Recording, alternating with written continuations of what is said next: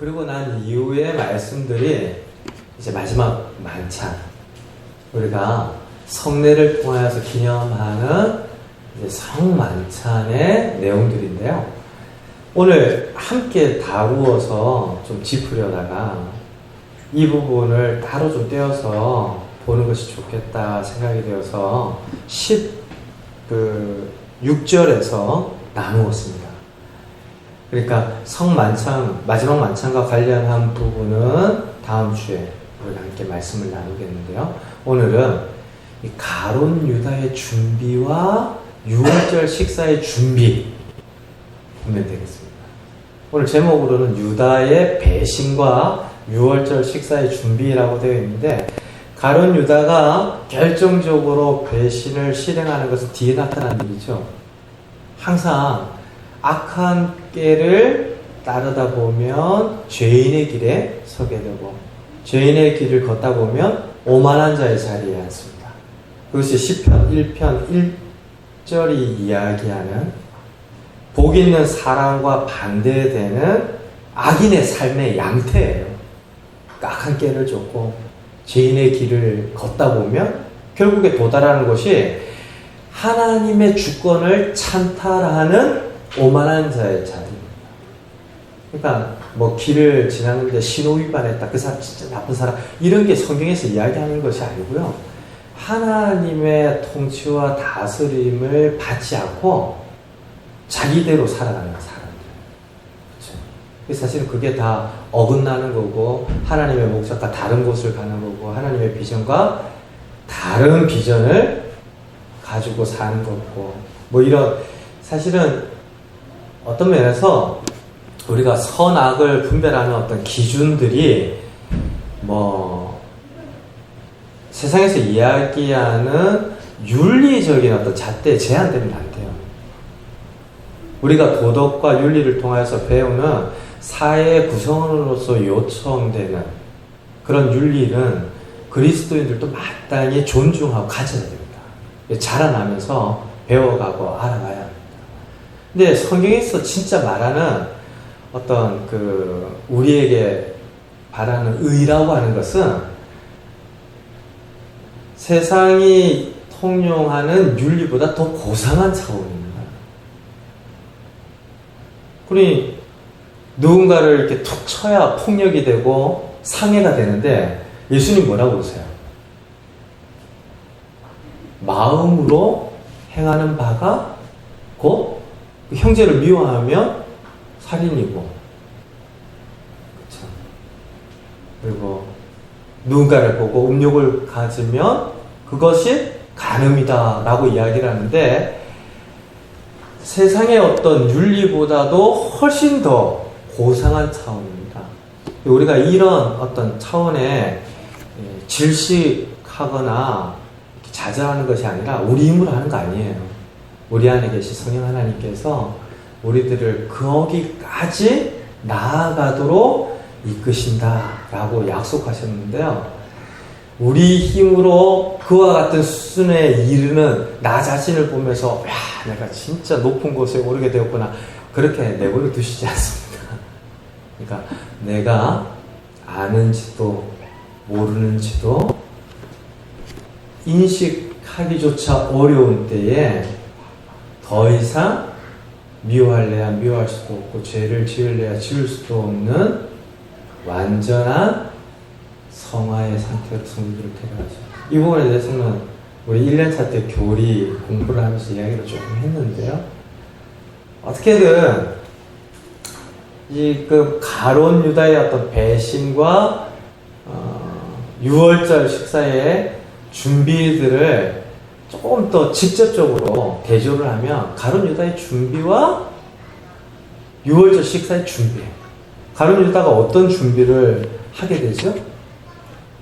10절과 11절 보니까 예수님을 팔아넘길 준비를 합니다. 약한 끼에서 시작해서 결국에는 가룟 유다가 예수님을 팔고 자신의 생을 스스로 마감하는 형태로 나아가게 되는데요. 여기에서부터 예수님의 순환이 본격적으로 시작돼요. 오늘 10절에 보니까 12 중에 하나라고 되어 있는데 12 중에 하나가 의미하는 바가 뭐죠? 최측근이라는 얘기입니다. 예수님의 제자는 다른 복음서를 통해서 보면 70인의 제자도 있었고요. 그 70인의 제자보다도 더 많은 수의 제자들이 뒤따랐을 것이다 라고 추측할 만한 어떤 말씀들이 많습니다. 근데 그 중에 12이니까 이 12의 가룟 유다를 제외하고 모두가 초대교회의 사도로 순교하거나 섬겼던 것을 생각하면 최측근입니다. 왜 이렇게 12 사도를 세웠는가? 이게 굉장히 상징적으로 중요했기 때문에 사도행전의 한 인물을 보궐해서 마띠아를 세웠던 건데요. 구약에 하나님의 이스라엘이 몇 지파로 이루어져 있죠? 12지파죠? 진짜 지파의 수로 따지자면 몇 개의 지파이죠? 예. 12지파라고 대답을 해도 되고요. 어떤 면에서는 지파의 수로 치자면 13지파. 대신에 이 에브라임과 므낫세가 요셉 지파니까 하나라고 치고 그 12지파에서 레위 지파는 빠지고 그렇죠? 요셉 지파의 두 아들이 두 지파를 이루어 12지파와 구별된 레위 지파로 이스라엘이 이렇게 구성이 되었습니다. 신약에서 오래된 약속, 오래된 버전을 업데이트를 하고 새로운 언약의 형태로 복음이 증거되는 이제 구성원으로 예수님이 제자를 12를 세우셨어요. 그러니까 12 중에 하나다 그러면 진짜 많이 보고 많이 듣고 많은 시간을 보낸 사람이라는 거예요. 참 뭐 12 중에 하나다 그러면 좋아야 하는데 가룟 유다가 행하는 일을 보니까 굉장히 비극적인 일이 나타나죠. 10절 보십시오. 예수를 넘겨주려고 그리고 대제사장들에게 간다 라고 합니다. 성경 말씀 읽을 때 그냥 이 사건의 서술 같잖아요. 그냥 뭐 가룟 유다가 예수님 팔아 넘기려고 대제사장에게로 갔다. 이건 뭐 어떤 형태로든 그때 일어난 일에 관한 이야기라고 할 수 있지만 말씀 하나하나 좀 생각해 보면 오늘날에도 가룟 유다에게만 일어났던 일이 아니라 너무나 많은 타협의 순간에 예수님을 핍박하는 순간에 믿는다라고 하는 이들에게서 나타날 수 있는 일의 서술이다라는 걸 깨닫게 돼요. 그러니까 가룟 유다만의 문제가 아니에요. 예수님을 팔아 넘기려고, 예수님을 넘겨주려고, 그렇죠? 대제사장들에게로 갔다. 우리가 늘 주께로 나아갑니다. 가까이 갑니다. 라고 하는데 우리가 이 자리에 와 있는데도 가까이 가겠다라고 찬송을 해요. 뭡니까 도대체? 물리적으로는 교회에 이미 와 있기 때문에 제일 가까운 자리에 있는 것이죠. 그런데도 우리의 심정적으로 우리의 영혼으로 하나님과 연합하고 그 깊은 사귐 안에서 하나님 안에 내 안에 하나님께서 계신 것을 아는 정말 그 하나됨의 자리에까지 내가 나아가겠습니다. 이런 고백이잖아요. 근데 그런 고백으로 하나님께 갑니다. 우리 찬송하고 하는 것인데 지금 대제사장에게로 가요. 예수님으로부터 등을 져 있는 거죠. 그러니까 가룟 유다가 12 중에 하나라고 하는 것만으로는 와, 교회 다니세요? 성도님이세요? 아니 그 프로그램까지 다 이수하셨어요? 성경 공부 그렇게 많이 하셨어요? 뭐 이렇게 이야기가 되어질 만한데 실제로 그가 가는 길은 예수님과 반대의 길이었어요. 여기에서 넘겨준다라고 하는 단어가 파라디도미라고 하는 단어인데요. 내가 사용할 수 있는 어떤 물건에 대한 권한을, 어떤 내가 마음대로 좌지우지할 수 있는 사람에 대한 권한을 넘겨준다라는 것을 의미합니다. 말이 안 되는 거잖아요. 예수님이 주인이라면 지금 가룟 유다가 넘겨준다 만다 이럴 수가 없는 단어라는 거예요. 가룟 유다가 악한 꾀를 쫓고 죄인의 길에 서고 오만한 자의 자리에 앉고, 이게 점층적으로 그 악한 사람의 양태를 우리들에게 보여주는 것인데, 이미 예수님을 넘겨준다라고 할 때부터 무슨 예수님을 자기 마음대로 뭐 부릴 수 있는 종도 아니고 말이에요. 어떻게 이렇게 넘겨주기 위해서 예수님과 반대되는 길을 가는가? 참 안타깝고 비극적인 순간이죠. 그 인류 지성사에 관한 많은 글들을 보면 가룟 유다의 배신은 굉장히 특별한, 그러니까 좋은 의미에서의 특별한 것이 아니라 가장 참담하고 비극적인 순간으로 많이 묘사가 되어 있습니다. 신을 배신하는 인간, 스승을 배신하는 제자, 온갖 추악하고 더럽다 여겨지는 인간의 본성이 이 가룟 유다의 발걸음에서 다 드러나는데요. 나중에 가룟 유다가 예수님을 넘길 때 사용했던 안부호가 뭐죠? 군호가 뭡니까? 이 사람이 예수님이다 라고 딱 가리켜주는 표시가 뭐였어요? 입맞춤이었잖아요.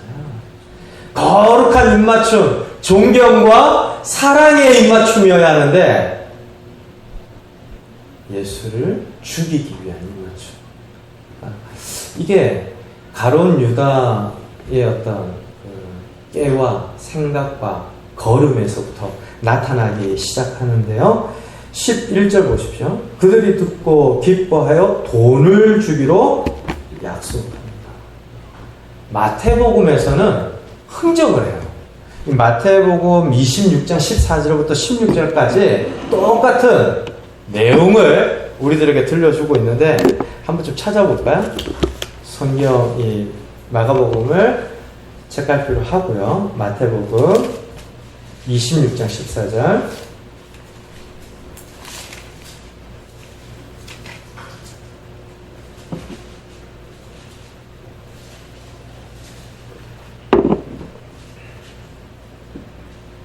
같이 있습니다. 그때 12 중에 하나인 가룟 유다라 하는 자가 대제사장들에게 가서 말하되 내가 예수를 너에게 넘겨주리니 얼마나 주려느냐 하니 그들이 은 30을 달아주거늘 그가 그때부터 예수를 넘겨줄 기회를 찾더라. 마태복음의 기록과 마가복음의 기록이 조금 다르죠. 마태복음에서는 얼마 줄래? 라고 누가 먼저 이야기합니까? 가룟 유다가 이야기합니다. 마가복음에서는요, 그들이 듣고 기뻐하여 반응하기로 돈을 주기로 약속했다. 이걸 사실관계를 따지면서 마가복음과 마태복음이 다르네? 성경이 잘못되었네? 이게 아니고요. 보는 관점과 강조되는 부분이 다른 형태의 복음인데 이게 전하는 바가 달라서 다른 것이 아니라 관점이 조금 다르게 나타나는 것이죠. 물론 마태, 마가, 누가복음을 같은 관점이라고 해서 공간복음이라고 이야기해요. 그러나 그 면면을 들여다보면 아까 마태복음에 읽은 것과 마가복음이 읽은 것 차이가 있거든요. 마태복음이 강조하며 드러내는 것은 가룟 유다가 처음부터 금전적인 어떤 욕심과 이익과 그리고 그와 같은 거래를 통하여서 예수님을 넘겨주려 했다라는 점이고요. 마가복음도 가룟 유다의 그런 면을 드러낼 수 있지만 한편으로 다르게 강조하고 싶었던 것은 대적자들이에요. 예수님을 핍박하고 대적하는 세력이 성도의 약점을 압니다. 가룟 유다가 무엇을 좋아하는지를 알아요. 오늘날 우리가 하나님이 계신 것을 모르는 사람들이 가장 어리석고 사단의 존재와 실체를 모르는 사람들이 그 다음으로 어리석다라는 말을 생각해 보아요. 영적인 세력이 하나님을 대적하고 바르게 살아가고자 하는 성도들을 미혹하는데 이건 종말에 일어날 일이다 예견됐잖아요. 우리가 다 들은 이야기예요. 우리 눈을 열어서 귀를 열어서 보여주고 들려주셨던 장차 일어날 일이며 우리 시대에 나타나는 일입니다. 근데 그런 미혹해 하는 사람들과 일들 앞에서 정말 이렇게 경각심을 가지고 깨어 있어야 할 부분들이요. 성도가 어떤 면에서 약한지를 저들이 알고 집요하게 공격하고 넘어뜨리려고 한다. 가룟 유다가 마가복음에서는 먼저 돈 이야기를 꺼내질 않았어요. 그런데 대제사장이 예수를 넘기겠다고 너무 좋아하면서 은전을 주기로, 돈을 주기로 약속을 했는데요. 어떻게 알았을까요? 어떻게 가룟 유다가 돈에 약한 걸 알았을까요? 그거 추리하지 마세요. 모든 사람이 돈에 약하니까. 돈에 약하지 않은 사람이 없어요. 저는 돈에 정말 약하지 않습니다. 그런 분은 아직 못 봤습니다. 성경에서 그런 사람 없다라고 이야기를 하는데 저는 돈에 약하지 않습니다.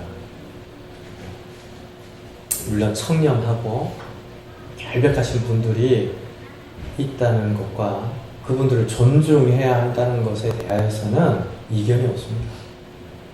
그러나 대부분의 이 땅을 살아가는 사람들의 약점이 하나님을 대신할 만한 돈에 있다라는 것을 대적자들은 아는 겁니다. 그러니 6월절 명절에는 예수를 잡지 말자라고 예수를 어떻게 죽일까 흉계를 꾸몄다가 밀란 때문에 이러지도 못하고 저러지도 못하고 내려놓았던 그 사람들이 웬 떡인가 스스로 스승을 팔아 넘기겠다고 오는 가룟 유다에게 거기에 상응하는 대가를 주겠다라고 돈을 주기로 했다. 이걸 마가복음은 더 강조를 하면서 보여주는 거죠. 오늘날 많은 사람들에게 알려진 공공연한 약점들 성도들 깨어 있어요. 돈뿐만이 아니라 이 땅을 살아가면서 정말 이 시대의 유혹과 미혹함들이 어떤 형태를 통하여 우리 가운데 접근하는지를 알아가면서 영적인 철이 드는 것 같아요. 그게 없을 때는 정말 이렇게 앞뒤를 가리지 않고 청년의 때에도 분별력을 잃기가 쉬운데요. 제가 조심스러운 부분이지만 그 주중에 쭉 예배 실황을 봤다고 그랬잖아요. 저도 그런 감동과 감격을 느끼면서 그런 영상들을 쭉 봤는데 이전부터 계속 보아왔던 찬양 예배 워십 아주 큰 교회거든요. 그 교회 예배 실황을 봤습니다. 근데 앞에 성가대가 쫙 섰더라고요. 근데 성가대가 찬양을 인도하는 목사님과 함께 그 찬양팀과 함께 찬양을 하는데 갑자기 춤을 추고 뛰고 난리가 났어요. 그 앞에 봤더니 깃발을 막 흔들고, 요즘 뭐 셀 교회, 셀 컨퍼런스 그래가지고 막 성도들이 찬양하다 말고 기차를 만들어서 뛰어다니고 뭐 그런 거 보셨어요? 어떠세요? 약간 우리 남도 쪽에 신앙 정서를 가지고 계신 분들은 이게 뭐 하는 짓인가 이럴 수도 있는데, 그런 축제, 파티와 같은 예배, 열린 예배 해서 많이 시도가 되거든요. 저도 처음에 그 기차를 만들어서 찬양하자라고 할 때 정신적인 공황에 빠져가지고 저는 나가버렸어요. 실제로 목사님들이 모여있는 자리에서 찬양 인도를 하는 분이 그렇게 하시더라고요. 근데 목사님들이 막 하려고 막 쭈삣쭈삣하고 막 주저하고 그러다가 나가버리고 막 이런 이제 어려움들이 있었는데, 실제로 그 컨퍼런스에 그 예배를 드리는 성도들은 하는 거예요. 다 깃발 흔들고 막 옷 외투 들여서 흔들고. 제가 조심스러운 거죠. 저게 예배가 언제나 예배이기 위해서는 본질에 관한 묵상과 고민과 점검이 필요하거든요. 그래서 찬양 섬기는 지체들도 예배 인도하기 전에 모여서 기도하고 말씀으로 서로 격려하고 권면하고 비추어서 묵상하고, 그런 과정들을 거치지 않으면 사실은 우리 심령에서 영과 진리로 드리는 예배를 받으시는 하나님이신데 겉모양이 은혜롭다 그래서 받으시고 그러시지 않습니다. 예배의 본질을 계속 고민해야 할 이유가 하나님이 영이시고 우리를 아시기 때문인데요. 그렇게 막 춤추고 막 흔들고 뛰면서 예배를 하는 게 그냥 워십 정도로 받아야 하나, 워십 댄스라고 요즘 많이 하잖아요. 그렇게 받아줘야 하나. 근데 제가 잘 모르겠어요. 제가 그 고개가 갸우뚱 이렇게 흔들리면서, 야, 이제는 청년들의 그 감성으로부터 내가 멀어지는 건가? 뭐 이렇게 생각을 해보기도 했는데, 아무리 생각해도 아닌 것 같아요. 우리가 즐겁고 흥이 나고 이것이 예배의 본질일 수가 없는데요. 물론 주님을 인하여 기뻐하는 그런 어떤 우리의 표현들과 고백들은 뭐 춤으로도 나타나고 손뼉으로도 나타나고 모든 것으로도 나타날 수 있어요. 근데 그게 참 묘한 거예요. 성경에서 손뼉을 치라고 했다고 손뼉을 치는데 다 같이 치는 건 아닌 거 아시죠? 내가 정말 기쁨으로 치는 사람이 있는가 하면 옆에서 치니까 따라 치는 사람이 있을 것이고, 그렇죠? 그리고 박수를 쳐야 찬양하는 것 같아요. 이런 분들 있잖아요. 박수를 쳐야 찬양하는 것 같다라는 건 느린 찬양 나오면 어떻게 한다는 겁니까? 예, 사랑하는 성도 여러분, 예배가 있잖아요. 인도자를 따라서 함께 말씀을 펼치시다. 그리고 누가 대표로 기도했을 때 아멘 하답하고요. 말씀 읽었을 때도 아멘 하시죠. 네. 누군가 한 사람이 읽고 그 예배를 섬기는 것이 아니라 같이 예배를 드리는 것이기 때문인데요. 찬양도 마찬가지입니다. 찬양 부르셔야 해요. 그리고 그 예배를 섬기는 누군가가 예배의 본질을 묵상하고 고민하면서 앞에서 통성으로 기도합시다 그러면, 어렸을 때부터 나는 소리 한번 지르지 않고 묵도함으로 예배를 드렸는데 그게 저 익숙합니다. 그런 분들도 부르짖으며 기도하는 자리로 나아갈 수 있어야 예배의 본질이 모두에게 회복되어집니다. 나는 내 스타일은 아닌데 이거 아닌 겁니다. 왜 예배를 드리면서 내 스타일, 내 기준이 중심이 되어야 돼요? 물론 우리가 함께 고백하는 대한예수교 장로의 이 말씀의 전통 안에서 이건 아닌 것 같습니다 라고 하는 부분들이 공감대를 이루고 함께 서로 소통이 되어야죠. 하지만 말씀을 따라가고 말씀에 비추어서 우리가 본질을 찾아가고 회복하는 그 예배, 찬양, 기도, 성도의 삶에 있어서는 사실은 내 스타일, 내 경험, 이게 기준이 될 수 없습니다. 지금 유다가 왜 예수님을 팔았는가, 넘겼는가, 이 부분에 관해서 마가복음은 구체적으로 이야기하지 않아요. 다만 돈을 받기로 했다라는 대목에서 마태복음과 같은 초점을 드러내고 있는데요. 돈을 진짜 싫어하는 사람이라면 내가 돈 때문에 하는 게 아닙니다. 그럴 수 있죠. 내가 예수님이 정말 하나님의 아들이시고 이 땅에 천국을 이루시는 선생님으로 알고 따랐는데 반역자입니다. 역적입니다. 도저히 존경할 수 없는 선생입니다. 그래서 당신들에게 넘겨주려고 합니다. 돈은 필요 없습니다. 이럴 수 있잖아요. 그런데 돈을 받기로 했다. 여기에서 가룟 유다의 욕심이, 가룟 유다의 소원들이 이 땅의 어떤 물질과 부와 번영에 또 미혹되고 있었구나. 근데 가룟 유다만 그런 것이 아니라 오늘날 너무나 많은 사람들이 번영 좋아합니다. 풍요 싫어하는 사람 없어요. 조금 못 산다, 풍요롭지 못하다, 이건 불편을 감수해야 되는 일이거든요.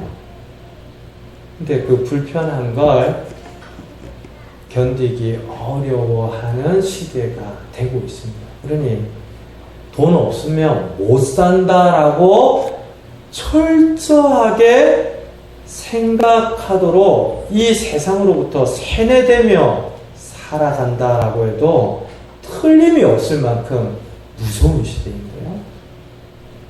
그런 부분에서 구멍이 생기지 않도록, 그런 약점에서 성도들이 자신의 삶의 길을 역주행하는 듯한 가룟 유다의 어떤 준비들을 하지 않도록 저와 여러분들이 깨어 있어야 하겠습니다. 그런 가룟 유다의 준비와 다르게 6월절 식사 준비를 한번 볼까요? 제자들이 예수님께 묻습니다. 12절 같이 한번 볼까요? 무교절의 첫날 곧 6월절 양 잡는 날에 제자들이 예수께 여짜오되 우리가 어디로 가서 선생님께서 6월절 음식을 잡수시게 준비하시기를 원하시나이까? 저는 이렇게 묻는 게 우리 신앙에 있어서 굉장히 중요하다라고 이야기했습니다. 제자들이 마가복음 안에서 눈을 좀 뜨는 것 같은데 흐릿하고, 아는 것 같은데 모르고, 이제는 모른다, 절망적이다 라고 하는 것 같은데 뭔가 반짝거리는 모습을 보여줄 때가 있습니다. 이것을 예수님께서 미리 말씀하셨습니다. 아시죠? 벳세다 소경이 눈을 뜰 때 한 방에 눈을 떴습니까? 두 번에 눈을 떴습니까? 보통 이렇게 물으면 두 번에 눈을 떴겠죠. 한 번에 눈을 떴으면 제가 묻지를 않았을 거예요. 예수님의 능력으로는 말씀만으로 단번에 온전하여질 수 있는 소경이었죠. 근데 벳세다 소경을 눈뜨게 하면서 두 번 나누어서 눈을 뜨게 합니다. 근데 이 눈을 뜨는 사건이, 그쵸?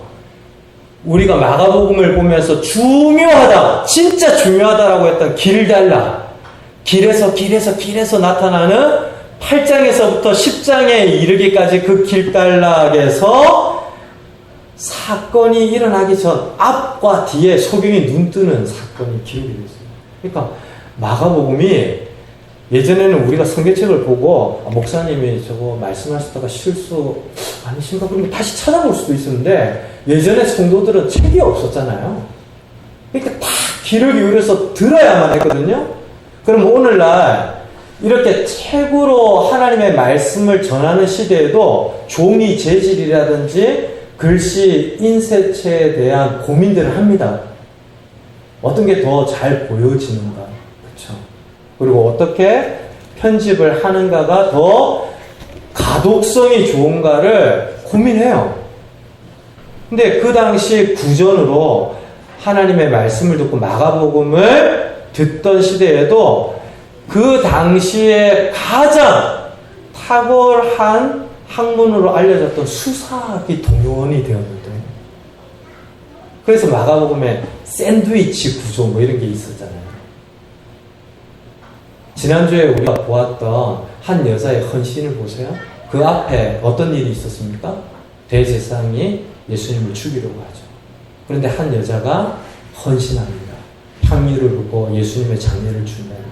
그리고 그 뒤에 뭐가 있죠? 가룟 유다가 배신해서 예수님을 팔아넘길 기회를 찾습니다.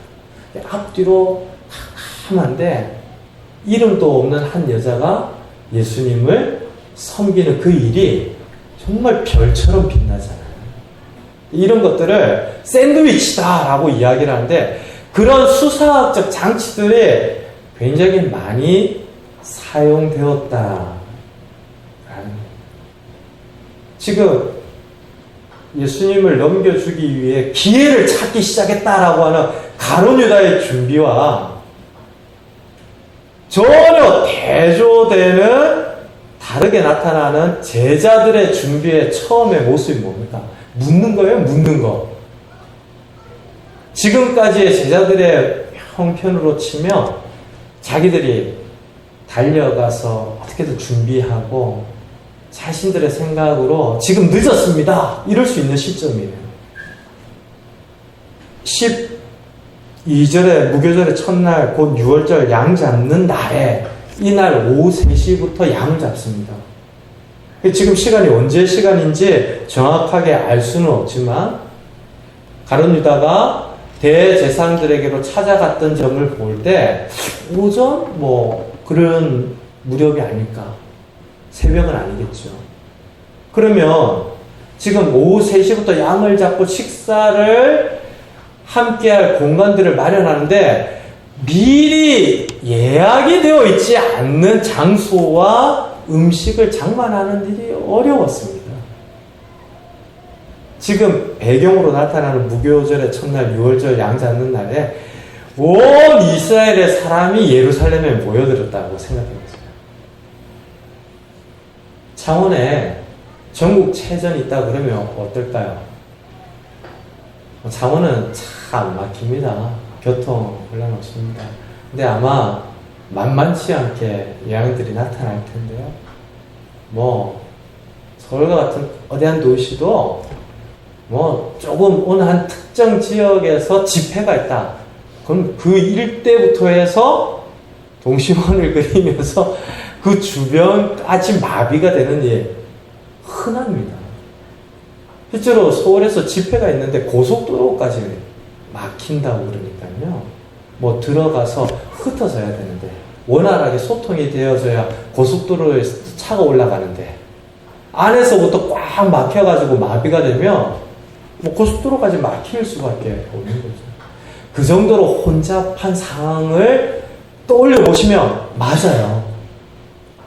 6월절 거의 뭐 100만이 넘는, 아니 더한 수가 특정 기간에 운집하는데요. 예루살렘 성내에 사는 주민들은 식사의 장소를 요청하는 순례객들에게 내어줄 의무가 있었다고 합니다. 그런데 예루살렘에 사는 사람들은 제한적이잖아요. 찾아오는 사람들은 수없이 많죠. 그래서 역사의 기록을 통해서 보면 공간 마련하는 게 어려웠다고 그래요. 예수님이 이 땅에 나실 때 빈방 없어요. 그래서 마구간에서 나셨잖아요. 근데 그 빈방이 진짜 방이 없었던 것이 아니라 비어있는 방이 없었다. 여러분들 아시는 거죠. 가이사라 빌립보가 천하의 명을 내려서 각 고향으로 가서 호적을 해라 라고 해서 요셉과 마리아가 베들레헴으로 갔는데 그 동네 출신들이 다 한꺼번에 모여들어서 호적을 하려고 하니까 특정한 어떤 기간에 인원이 가중이 된 겁니다. 그 있는 시설은 제한적이고 사람들은 많이 몰려드니까 방은 있지만 방을 내어줄 수 없었던 거죠. 그래서 빈 방이 없었다라고 이야기하는데 그 빈 방 없었다는 말이 그 시대가 얼마나 악한가를 우리들에게 보여주는 예다.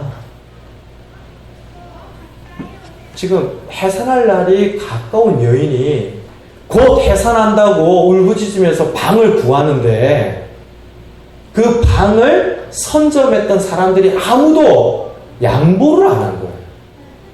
원래 구약의 율법은 이스라엘 백성들에게 뭐라고 가르칩니까? 과부와 그렇죠? 가난한 자들과 아이를 뵌 여인들에 관한 이 사실은 사회적인 약자들이거든요. 이 곳곳에서 그들을 향한 하나님의 마음을 나타내 보이시면서 율법으로 그들을 돕도록 했어요. 근데 이스라엘 백성들의 형편이 방을 먼저 차지하고 있다고, 자기들이 먼저 계산했다고, 해산할 순간이 다가온 여인이 베들레헴에 왔는데도 방을 얻지 못하더라고요. 결국에 마음간에 부유해서 나실 수밖에 없었어요. 예수님이 우리에게 찾아오실 때에도 우리가 무슨 호텔방을 내어드리는 거 아니에요. 우리 집에 가장 큰 안방을 내가 예수님 기뻐합니다. 내어드렸던 거 아니죠. 성경이 그 이야기를 하고 있는 겁니다. 지금 6월절도 마찬가지였는데 얼마나 혼란스러웠는지 지금 시점에 준비를 한다는 건 사실은 성 외곽에서 음식을 먹는다라는 얘기와 똑같은 시점이에요. 많은 사람들이 장소를 얻지 못해서 예루살렘 성 밖에서 음식을 나누었다라고 역사가들의 기록이 있는데요. 많은 사람들이 일부러 6월절에 예루살렘을 찾은 겁니다. 거룩한 도성에서 먹고 마시고 자면서 하나님께 제사를 드리는. 근데 6월절 음식을 성 밖에서 먹는다. 굉장히 그들에게는 안타까운 일이에요. 그런 배경들을 생각하면 제자들이 예수님께 묻는 이 시점도 굉장히 어려운 시점이에요. 쉽게 공간과 음식을 마련하기가 어려운데 중요한 점은 묻는다라는 겁니다. 배신자와 제자의 다른 점이 여기에 있습니다. 예수님의 길을 가지 않고 대제사장에게로 가는 사람들과 예수님의 뒤를 따르는 제자의 다른 양태가 이런 데서 나타납니다. 내가 어떤 일들을 얼마든지 판단하면서 살 수 있죠. 하나님 믿지 않는 사람들도 다 자신의 인생을 책임감을 가지고 살아요. 그게 특별히 문제를 일으킨다거나 무리를 일으켜서 손가락질을 받는다면 아마도 예수 믿지 않는 채로 살아가는 사람들은 없을 겁니다. 근데 예수님 믿지 않고도 잘 사는 것처럼 자신의 삶들을 살아가는데요. 이런 세상 속에서 제자들은 어떻게 살아가는 것입니까? 예수님께 묻고 들으며 사는 것입니다. 이것이 가룟 유다의 준비와 제자들의 준비에서 나타나는 가장 큰 차이예요.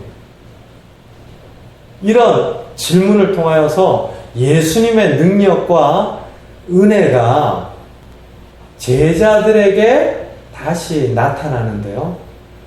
나귀 사건과 똑같은 일이 반복됩니다.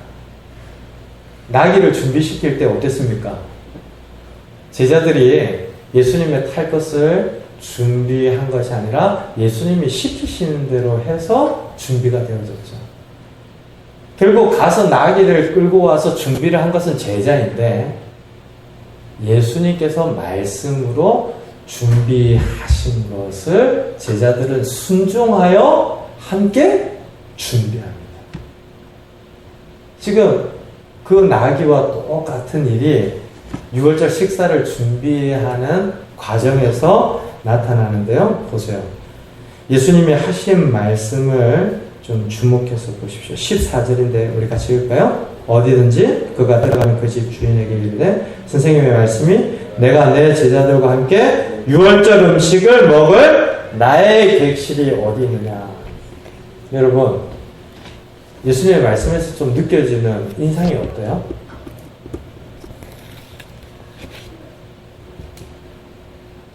좀 뻔뻔하게 느껴지지 않아요?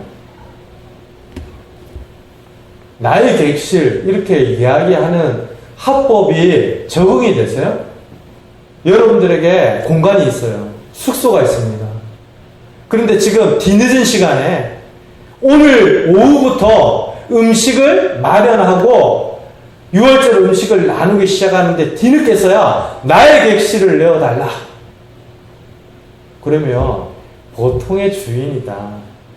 그쵸? 내가 만약 주인이다 그러면 코웃음을 치거나 지금 어디다 대고 나의 객실이 있냐 없냐 이야기하는 거냐고 할 만한 상황입니다. 제가 너무 스토리텔링으로 이야기를 드리는 것 같아서 조금 죄송스러운데요.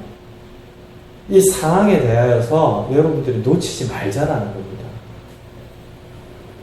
예수님의 주권과 섭리와 준비하심이 아니면 6월절 음식을 나눌 거처가 준비될 수 없는 상황이었다는 거예요. 제자들의 준비만으로는 이와 같은 준비가 이루어질 수 없었다라는 겁니다. 결국 우리가 받는 은혜들이 그런 은혜잖아요. 하나님께서 간섭하시고 일하시지 않은 은혜라면 우리는 받을 수가 없는 은혜였다. 6월절 식사를 하는 준비도 불가능한 상황이었습니다. 근데 예수님이 준비시키시는 대로 제자들이 가서 사람을 만나고 예수님이 하신 말씀을 하니까 16절 우리 같이 읽을까요? 제자들이 나가 성내로 들어가서 예수께서 하시던 말씀대로 만나 6월절 음식을 준비합니다. 제자의 마지막이 어떤 모습일까요?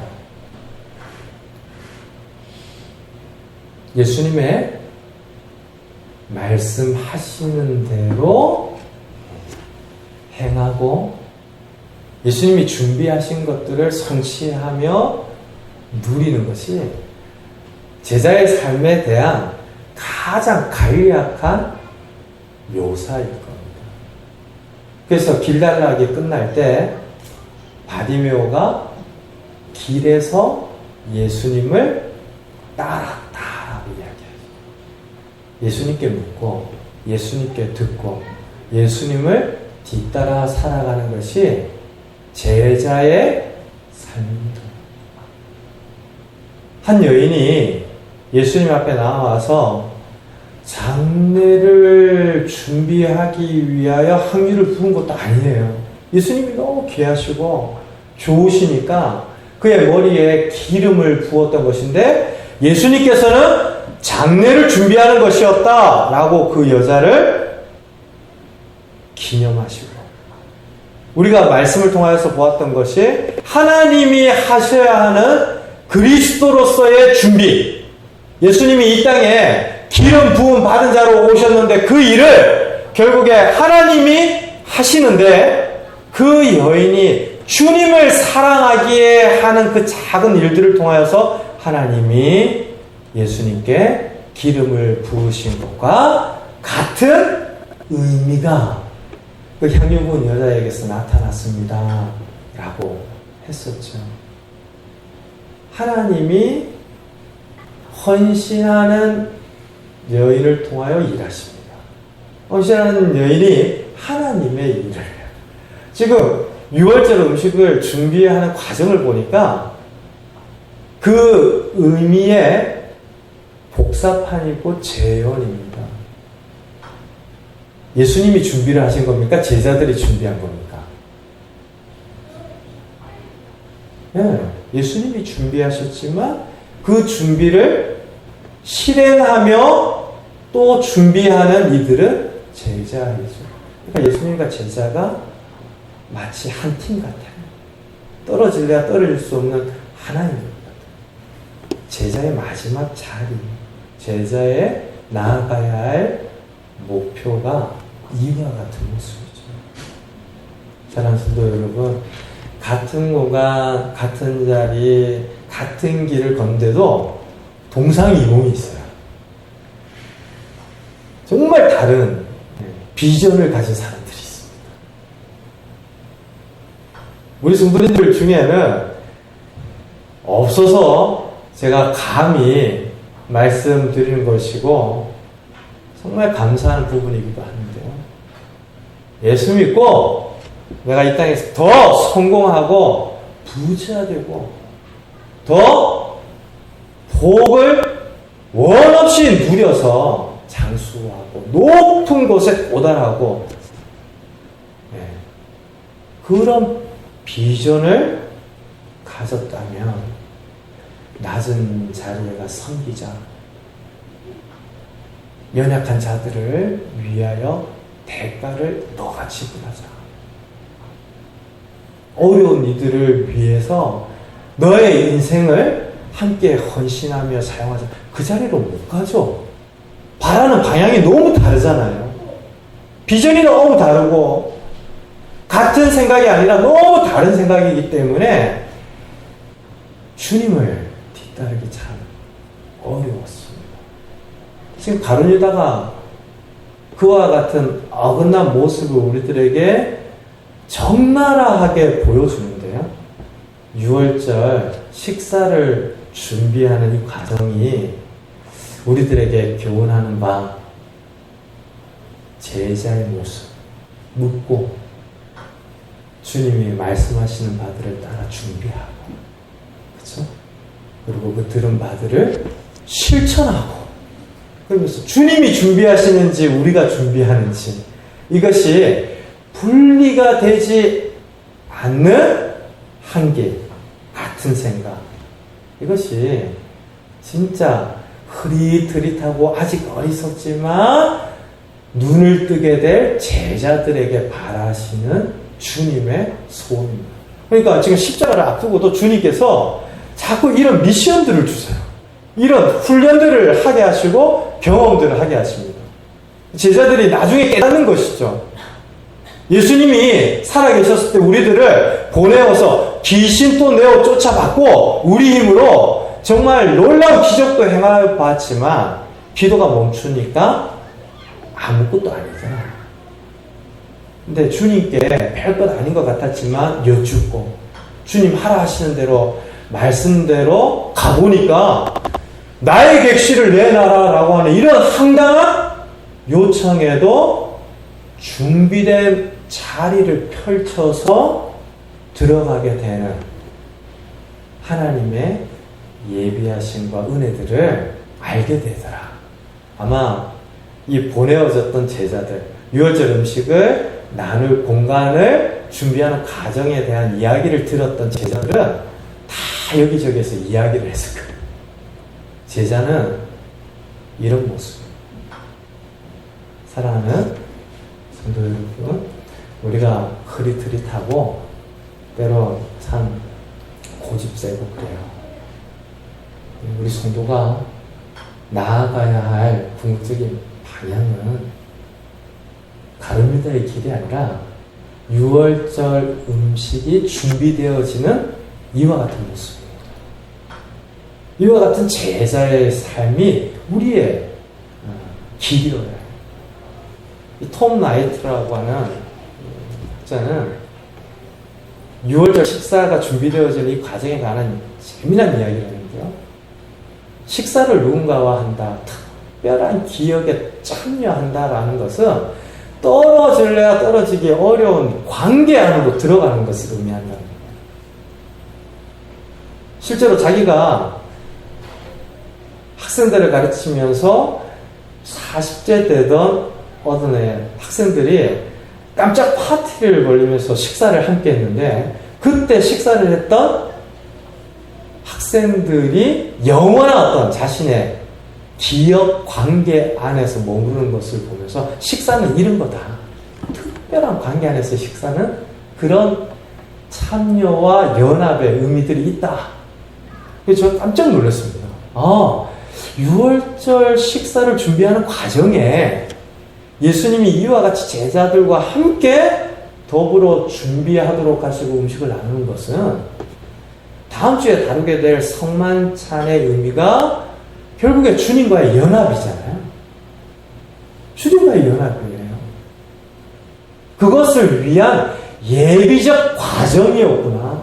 그래서 6월절 음식을 준비하는 것도 예수님 편에서 얼마든지 준비를 해놓으실 수도 있고, 그렇죠. 또 제자들이 알아서 준비하도록 내버려 두실 수도 있습니다. 예루살렘 성내에서 드시던, 예루살렘 성 밖에서 드시던 하나님의 아들이신 예수님께 뭐가 그게 중요한 일이겠어요? 그런데 이것을 준비하는 과정 속에서 가룟유다와 다른 연합, 제자로서의 삶의 모습을 우리들에게 가르쳐 주신 것이죠. 이번 한 주 그런 준비, 특별한 우리 주님과의 연합들 함께 이루어 나가는 저와 여러분들 되시기를 주님의 이름으로 축원드립니다. 우리 같이 한번 기도하겠습니다.